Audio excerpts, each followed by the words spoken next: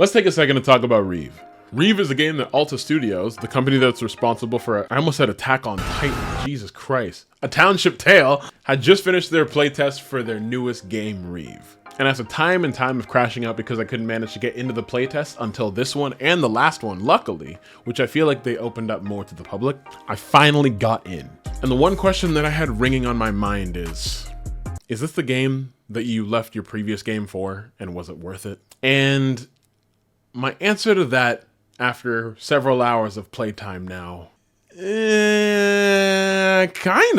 Not saying that it's a bad game whatsoever. I actually think it's a really, really solid idea what they have so far. And after hours of playing, I could say that I comfortably have a lot of ideas and takes on this game overall. Up to what it's bringing, the potential that it has, and whether or not this could be generational for VR. But before we even dive into that sort of thing, what is REAVE? Granted, you probably clicked onto this video because you have at least somewhat of an idea on it, but just in case you don't, although this probably isn't the first time that you've heard about REAVE overall, you haven't heard me talk about it. REAVE is a medieval extraction dungeon crawler with a variation of different enemies, things to do, tasks, and just activities overall, and environments. I'm leaning back now because it's comfortable. Where it's a PvPvE sounds, that's weird. It's a PvPvE style game where you go in with about 12 players in order to see who comes out of the extraction.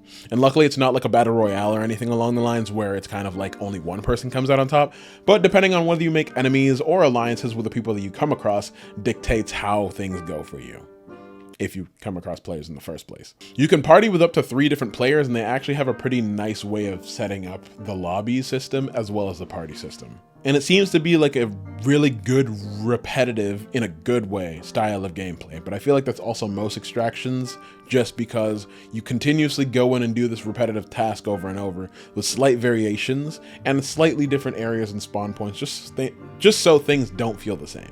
I think it was a good way for Alta Studios to actually have a game that could be continuously replayable and doesn't necessarily have a quick end game in sight, just because as much as I do love A Township Tale, it would, especially with the help of the community, hit its end sight really quickly. And granted, I know that's also because it was in beta or alpha or whatever you want to call it.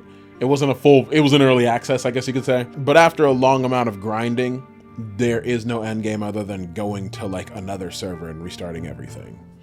And it's kind of the same premise with extraction shooters, but it almost feels like it's easier to understand the repetition that the game has to offer. But besides the repetitive gameplay, what does it actually look and feel like? How does it actually play? Well, I mean, typical to your basic extraction shooters, there are quests, there are levels, there's different leveling systems and skill trees, and gear that you can actually grind towards. They also have stores littered around where you can get different types of materials and gear, where you usually start with gray basic gear and weapons, but you could also get health potions, lifesteal potions, and magic potions, as well as ammunition for your crossbows or other things. There's a decent amount of different enemy types, which I know originally started off with skeletons, but now has turned into the Scarth, which I think they have roughly about 4 different variations, which now turned into 5 with the newest one that I currently forgot the name of, but it's cool. And when you first spawn in, it actually brings you into a hub area where all the players within your server can hang out. That's where you access all the stores that I previously mentioned. But once I spawned into this, also, I don't know why, I kind of love it, but it's like a weird, slightly uncanny thing.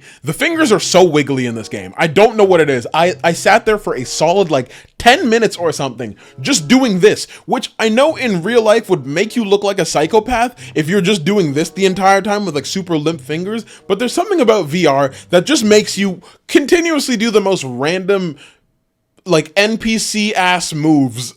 Okay, this is a completely unnecessary tangent, but if you've played REAVE, you know how wiggly the fingers are, and I just need to make a statement about it, okay? I'm sorry. Side tangent aside, one of the coolest parts about actually fighting players as well in the PvPvE thing is that it actually has a really good physics system as well, or at least the bones for a really good physics system. When I'm in fights, they're really, really immersive, considering the fact that our swords can actually clash and I could block attacks coming from players. I had always questioned in terms of like the strength of attacks, who would get through stuff or how people could fight efficiently. Because if somebody goes for like a super wide swing this way, but somebody blocks it, you know, will there be a little bit of give depending on how wide or hard that attack was, or would it stay in place? Or, you know, there's like very, very slight mechanics to think about, but what they've gotten so far in terms of like being able to block, deflect, and fight in different ways, I think is really, really special. There was a fight that I had which lasted like a solid like 3 minutes straight because I was just blocking and parrying this dude had way better gear than me and probably could have killed me in like 4 hits, and I had to take a lot from this dude. Although I still lost, I was still parrying his attacks for like a solid 3 minutes straight because this guy did not know how to fight with a sword whatsoever. And that just made for like an extremely immersive fight because we could actually interact with each other now. We could physically interact with each other in ways that aren't really common in a lot of VR games. And I think that's something really solid and special that they have so far that should only be refined. My assumption is that they've taken the bones from what ATT had originally because it did have a physics system somewhere and has refined it significantly into where it's really, really well performative on REAVE. But along with that, depending on the levels in the gear that different players have can result in you getting your ass kicked complete. There was even a moment where we tried to jump somebody where I set a trap up by a door and then hid behind one wall and my friend hid behind another wall, and then once they started attacking my friend after opening the door and getting hit by the trap, I jumped in from behind and started attacking them. And it just makes for like really, really dynamic and cool and immersive engagements. Dude, somebody's fucking gunning it out there. What the hell? Okay, Jesus. When you go into this campsite area, the one question I had about Alta overall, when I actually saw the players interacting with each other, is, did the community stay? Because I think regardless of whatever game there is, Alta has found something special in terms of their community. And for the most part, I think I could say it has. The social aspect is still there. I, for some reason, feel a lot more comfortable just talking to the players of that game that are pretty open. Although I gotta say, you know, as every community will have their toxic players here and out, most of the people that I ran into, like in the middle of raid, were usually pretty chill. Were usually pretty nice, and you know, it's a PvPvE game, so like you expect to come across PKers, which isn't a bad thing. That's just the environment, right? But I don't know why I came across people that had like -3 charisma when they tried to lie to my face. Like you would have the dumbest, most bullshit fucking people walk up to you and be like, so like, what's your gear looking like? Like, you carrying anything good? This is before you actually go into the raid, since everybody's talking in the lobby. But they'd be sitting there like, so you got anything like good? Do you have any like legendaries by any chance? Like, I just want to know, right? Oh, the people that like I want to go in a raid with, I don't want them to die so easily, so I want them to have like decent gear. That was a lie that they couldn't even conjure up themselves. Like, that wasn't a good lie, but at least I came up with something on the spot. No, half the time they'd be like, yeah, what you got, yo? And I'm hoping that people aren't actually this stupid in terms of like just being straight up NPC behavior, because like I actually ended up scaring somebody because I had fully gray gear and I was in the lobby waiting to go into the extraction room, and they were asking someone else, and I was like, that sounds very obvious. So I lied to them and I was like, I got full gold gear, man. If you want to come and take my shit, by all means, I'm feeling charitable. No, come here, please. And they're like, you know, I think I'll probably stay here. I'm actually kind of scared. Which is, I don't know why I wanted to just tell that story because I found it so fucking funny. It's almost like when you see through the lies of like a couple of these players and just straight up call them out for it. As fun, by the way, not like any hate, but like part of the environment. It's almost like that image just immediately gets shattered, or like that facade that they're just trying to like buddy up with people almost gets shattered. There's only been a couple of times where like genuinely I just straight up see people and it's on site and like things are just as is. I did get my ass kicked though, I'm not gonna lie, a couple of times. And then there were people that I beat the shit out of. There was somebody that actually ended up jumping me at one point, and I almost beat the shit out of him, but I like dashed out of an attack into a wall and then I just phased through it, and then I had to restart the game. And then I came back, but I also came back in the raid, and then I caught up to the guy because like we both survived, but he was like 1 hit till death. And he's like, dude, you almost fucked me up immediately. And I was just like, yeah, I mean, you jumped me and scared the shit out of me, so reasonable. But then we became buddies after that. And I was like, have a good day. There's something, even when you're in the middle of like trying to kill each other, that there's like some sort of underground agreement between all the players that like everybody's pretty chill for the most part.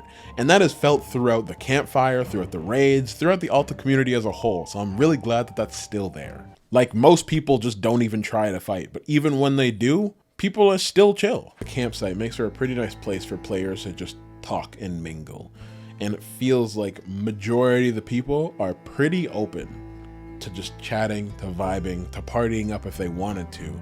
And overall to just, you know, make friends, meet new people, or kill the people later down the line, who knows? I even ended up coming across a random in one of my games, and after a bit of talking, we ended up actually buddying and decided to tackle the boss room together, which is something I hadn't even done with the people that I was originally grouping with initially. So to do this with a completely random person and have full trust to cover each other's backs just showcases that level of community. And I think the one thing that has really helped with this community reinforcement has been the devs. Now, although I have my individual feelings considering how A Township Tale was handled, I can say that the devs 100% took the lessons that they have learned from the previous development of their last game and have benefited and definitely worked on themselves a lot more. They have stayed up to date on their discords. They have, you know, community challenges to be able to like really engage with people. Their consistent devlogs really help let us know what's happening during the process of REAVE. And it's a lot of stuff that I have to really give them credit for. Granted, sure, they may have made mistakes in the past, but I have to sit here and genuinely be happy and like commend them for the efforts that they're putting towards this game. And it's something that I'm seeing slowly more and more with games like Repo, for example, or any other thing that I currently can't think of off the top of my head. But that openness and communication really helps that feedback with your community and almost helps them feel more like a community because they interact with each other, they interact with the devs, people are open in the chats, you know, you're doing a really good job of addressing everything. And granted, even though I'm slightly more reserved just because of the previous experience, I feel a little more open to the idea of like really investing my time, money, and care into this community. Bro, I've been vibing in this chair. This chair is so fucking great. This probably doesn't even need to be in the video, but I mean, I'm probably putting it anyways. But the question overall that I addressed at the beginning of the video is, was it worth leaving A Township Tale for this? See, the thing is, although I've made a previous video on this earlier, and this maybe is kind of like a spin-off of that video, I don't think it was worth leaving, but I think where they're going now is a good thing. And if A Township Tale ever gets the attention that it deserves ever again, that would be great later down the line. You know, I wish it wasn't like an excommunicated thing or like a taboo thing under the community right now, just because REAVE feels like it's buried it and it's trying to like dig at a deeper grave. But I mean, granted, the servers are still online, so maybe not a complete grave, but I wish there could have been a little bit of an acknowledgement for it. And a part of me is thinking, hey, maybe the engine that they were using, as I said in the previous video for A Township Tale, is not suitable for what they're trying to make now. Who knows? So I don't think it was worth leaving, but at the same time, the direction that they're going as of right now, I think that they genuinely have something special that could be really good for VR.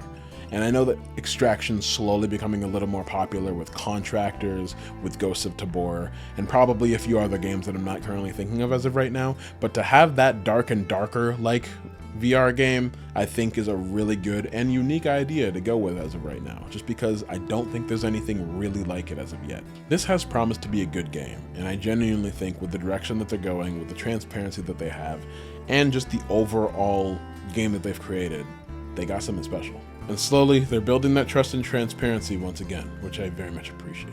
So I think REAVE, you'll do pretty good. I might try and make a video where I try and hit the leaderboard with the most amount of raids, but that also requires me to play this game for an inhuman amount of hours to catch up where everybody else is. So maybe that video will be out, maybe it won't be out. Maybe the video of me trying to do it will be out, who knows? I'm not necessarily certain.